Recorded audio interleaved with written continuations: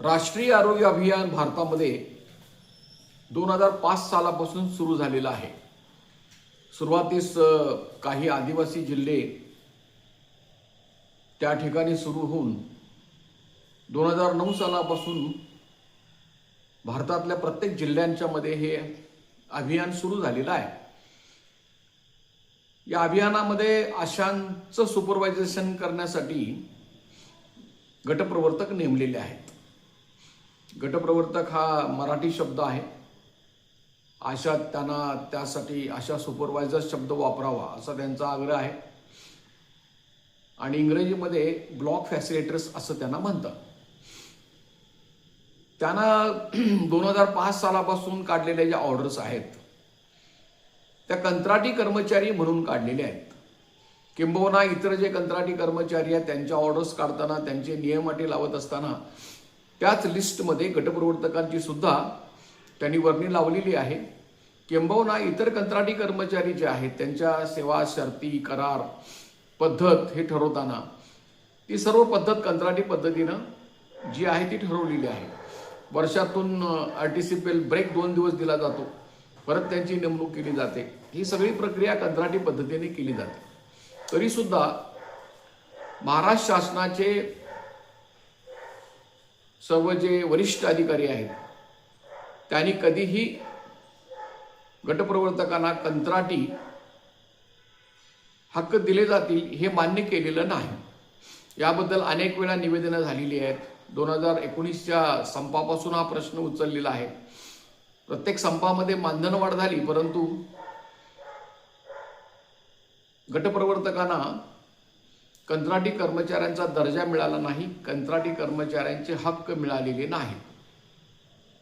हे सर्व सुरू असताना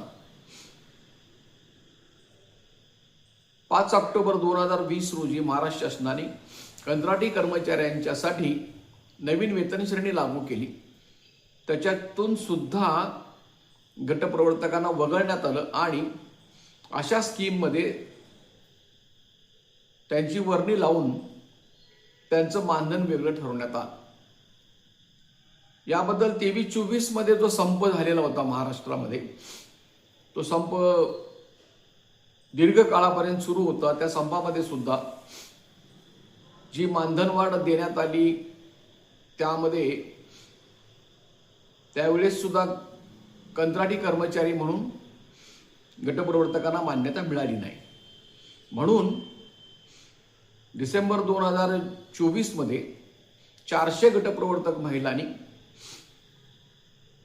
आमच्या संघटनेच्या नेतृत्वाखाली आरोग्य भवनला दिवसभर ठिय्या आंदोलन केले। त्यानंतर अभियान संचालकाने असं घोषित केलं की कंत्राटी कर्मचाऱ्यांचे हक्क अधिकार जे आहेत ते गटप्रवर्तकांना सुद्धा मिळावेत म्हणून त्यांनी शिफारस भारत सरकारकडे पाठवून दिली। पण अजूनही अनेक वेळेला संघटनांनी मागणी केलेली आहे, गटप्रवर्तकांच्या ग्रुप्सनी केलेली आहे, व्यक्तिगत केलेली आहे, परंतु अजूनही 21 वर्षानंतर सुद्धा सरकार हे कंत्राटी कर्मचाऱ्यांचे हक्क गटप्रवर्तकांना द्यावेच तयार नाहीत। दरम्यान जे काही गटप्रवर्तकांना न्याय मिळण्याची शक्यता असेल ती त्याचा मार्ग न्यायालयातून जाणार आहे।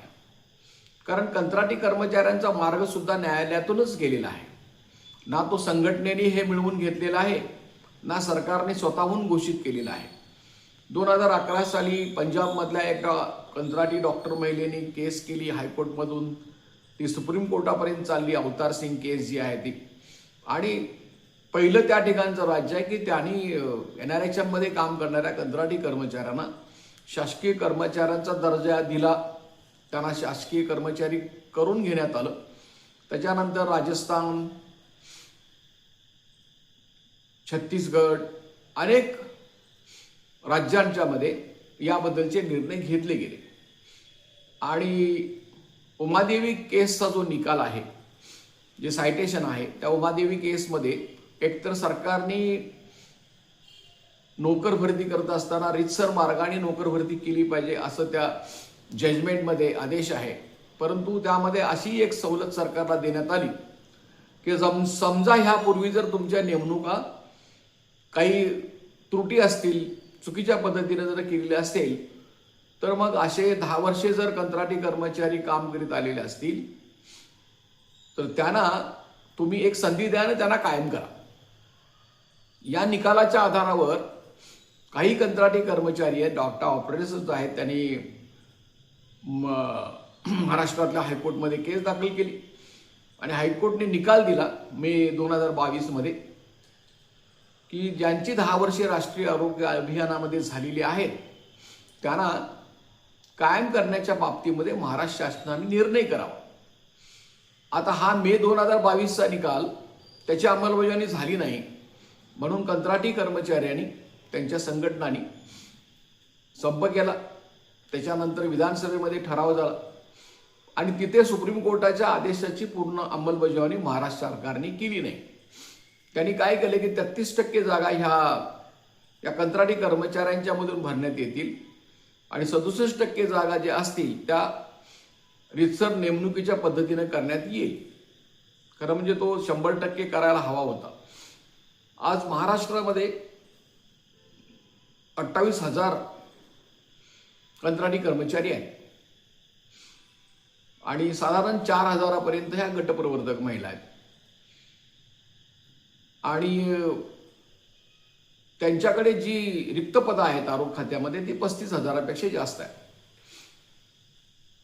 तर असं असल्यामुळे ते गटप्रवर्तकांना कंत्राटी कर्मचारी म्हणून मान्यता देऊ शकले असते. खरं म्हणजे महाराष्ट्रातल्या गटप्रवर्तकांनी हे समजून घ्यायला हवं. अनेक निवेदनं देऊन सुद्धा, अनेक वेळा मंत्र्यांच्याबरोबर चर्चा होऊन सुद्धा त्यांनी आजपर्यंत कधीही गटप्रवर्तकांना कंत्राटी कर्मचारी म्हणून मान्यता दिलेली नाही. आणि हे सगळं इतर कंत्राटी कर्मचारी जे आहेत त्या संघटनांनी सुद्धा कधी आग्रह धरला नाही की गटप्रवर्तक सुद्धा आमच्या बरोबरच आहेत, आमच्याच भगिनी आहेत, आमच्याप्रमाणेच त्यांना आदेश निघतात, त्यांना सुद्धा या संधीचा लाभ मिळाला पाहिजे. आणि हे सर्व होत असताना महाराष्ट्र शासनाच्या सर्व त्यांना फारसी इच्छा नसल्यामुळे त्यांच्या विधानसभेमध्ये घेतलेला निर्णय 2023ला तो अजूनही 3 वर्ष झाली अंमलात आलेला नाही. शेवटी त्यांनी 30/6/2026 रोजी आता GR काढलेला आहे की अधिसंख्याक पद्धतीने त्यांना आरोग्य खात्यामध्ये त्यांचं समायोजन केलंच आहे. अर्थात त्याच्यामध्ये गटप्रवर्तकांचा समावेश नाही. त्यामुळं आम्ही पहिल्यापासून असं समजावून चाललेलो आहोत की सरकारला या बाबतीमध्ये गटप्रवर्तकांना न्याय द्यावयाचा नाही. आता सुद्धा या 10 वर्षाचा जो न्याय मिळालेला आहे तो हायकोर्टच्या निकालामुळेच मिळतोय आणि हायकोर्टचा निकाल हा सुप्रीम कोर्टाच्या आदेशावर आधारित आहे. त्यामुळे की न्यायालयीन मार्ग जो आहे त्या मार्गाचा अवलंब न करता जर गटप्रवर्तकांनी विनंत्या करून, निवेदनं देऊन आपले प्रश्न सुटतील अशी जी त्यांची भावना आहे ते त्याच्यामध्ये आतापर्यंत तरी काही झालेलं नाही. त्यामुळं न्यायालयीन मार्गाचा अवलंब केला पाहिजे. न्यायालयाचं त्यांना ऐकावं लागतं जसं बाकीच्यांच्याबद्दल ऐकलेलं आहे. आता मुद्दा असा आहे की संपूर्ण महाराष्ट्रामध्ये गटप्रवर्तकाने आमच्यासमोर आग्रह धरला, कारण यापूर्वी एक केस सुरू आहे हायकोर्टमध्ये की जी आशा आणि गटप्रवर्तक दोघींनाही शासकीय कर्मचाऱ्याचा दर्जा मिळाला पाहिजे. ही केस अजूनही चालू आहे. परंतु त्यांचा आग्रह असल्यामुळे स्वतंत्र केस दाखल करण्यात आली. फक्त आमच्या संघटनेच्या वतीनं महाराष्ट्रामध्ये रिट पिटिशन नंबर 7915 तो रिट पिटिशन क्रमांक आहे. 2025 साली केस दाखल झालेली आहे. आता त्या केसमध्ये जी तारीख दिसते ते 29 एप्रिल अशी दिसते. ग्रुप्सवर मी त्याची जी पडलेली तारीख आहे ते त्याचं एक आदेश जो आहे तो मी आपल्याला ऑनलाईनचा टाकतोय. तर ही जी केस आहे की कोल्हापूर उच्च न्यायालय खंडपीठ तयार झाल्यानंतर युनियनचा पत्ता सांगलीच असल्यामुळे की ते केस सांगलीची केस पत्ता असल्यामुळे कोल्हापूर खंडपीठाकडे ती वर्ग झालेली आहे. त्यामध्ये संघटनेचे सभासद जे आहेत ते साधारण 110 पर्यंत जे आहेत त्यांच्या सभासदत्वाच्या अधिकाराच्या संदर्भात तितकी यादी दाखवून ती केस दाखल आहे. आता काही गटप्रवर्तक ह्या अशा अपेक्षेने आहेत की चला त्या 110 महिलांचा जो विषय आहे तो निकाल झाल्यानंतर तो निकाल आपोआप आपल्यालाही लागू होईल. परंतु असं होईलच असं नाही. तो फक्त 110 गटप्रवर्तकांच्या बद्दल सुद्धा फक्त लागू शकतो. मग इतरांना नंतर कोर्टात जावं लागेल. पण नंतर काय निकाल होणार आहे माहिती नाही आज. तर त्या कोल्हापूरच्या केसमध्ये आम्ही मुंबईच्या वकील दिलेला होता. मुंबईमध्ये त्या केस चालवायच्या आणि आता परत ॲडव्होकेट गेस्ट गायत्री सिंग जे आहेत त्यांचे सहकारी जे आहेत त्यांच्या मार्फत ती केस चालवली जात होती त्यांच्या मार्फत. आता ती कोल्हापूरला केस आल्यानंतर कोल्हापूरला वकील दिला पाहिजे आणि अजून तरी काय आम्ही देऊ शकलेलो नाही वकील. त्याची शेवटची तारीख 29/4 होती. त्याच्या पुढची तारीख आहे. वकिलाने हजर राहून ते मेन्शन करून केस लावून घ्यायला पाहिजे. आणि जे 110 असतील त्याच्यामध्ये केस दाखल करताना जी दिलेली फी आहे 500 रुपये. काही महिलांनी 2 वर्षे 1000 रुपये दिले पण 500 रुपये दिलेले आहे. यावर्षी फक्त 65 महिलांनी 200 रुपये सभासद वर्गणी दिलेली आहे. तर याबद्दलचा जो येणारा खर्च आहे आणि सभासद जे आहेत सभासद जर झाल्या नाहीत तर ती केस चालू शकणार नाही. आणि जर कोल्हापूरमध्ये वकील दिला नाही तरी सुद्धा ती एक्सपार्टी निकाल होऊन आपल्या विरोधी जाण्याचा धोका आहे. तर त्या केसची जी काळजी आहे ती सर्व गटप्रवर्तकांनी घेण्याची गरज आहे. केस गटप्रवर्तकांची आहे. गटप्रवर्तकांची केस फक्त युनियनच्या माध्यमातून दाखल केलेली आहे आणि त्याचं जर संगोपन झालं नाही तर ती केस उडून जाण्याचा धोका तयार झालेला आहे. आपल्याला माहिती आहे की काही केसेस जिंकलेल्या आहेत शेवटपर्यंत जाऊन. मी बऱ्याच वेळा उदाहरण दिलेले आहे की गुजरातमधल्या मनीबेन भारिया नावाच्या महिला आहेत अंगणवाडीच्या.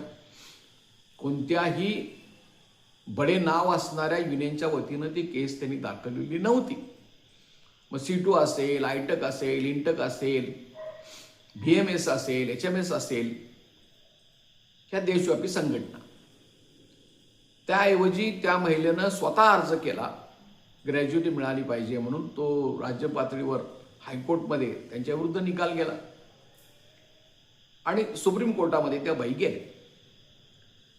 सरकारी वकिलांनी असं सांगितलं की मग ह्या अंगणवाडी प्रकल्प जो आहे तो प्रकल्प आहे, अभियान आहे, ते काय आमचे कायम कर्मचारी नाहीत, त्यांना कायम कामगारांचे हक्क देण्याचा प्रश्न येत नाही, त्यामुळं आम्ही देणार नाही. सुप्रीम कोर्टाने असं सांगितलं की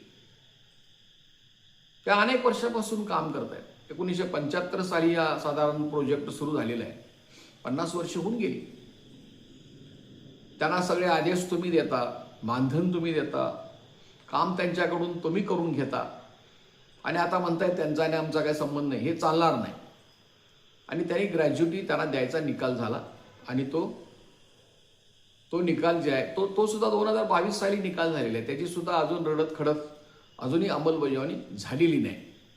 म्हणजे सातत्याने गटप्रवर्तकांनी आपण काम करत असताना अशा अद्भुत पद्धतीने आणि मंत्री करतील, मुख्यमंत्री करतील ह्या आशेवर आणि किती वर्ष तुम्ही जगणार आहे.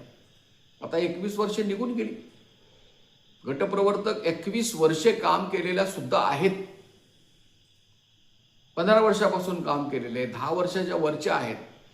तर हे 10 वर्षाच्या वर ज्यांचा जो अधिकार आहे की तुम्ही कंत्राटी असून त्यांचा JR तुम्ही वाचून बघा 30 जूनचा आत्ताचा 2026 30 जूनचा निकाल आदेश जो आहे तो जी आर की कंत्राटी कर्मचाऱ्यांची 10 वर्ष झालेली असतील तर तुम्ही आम्हाला कंत्राटी म्हणून ऑर्डर्स काढता आणि त्या यादीमध्ये नाव घेत नाही.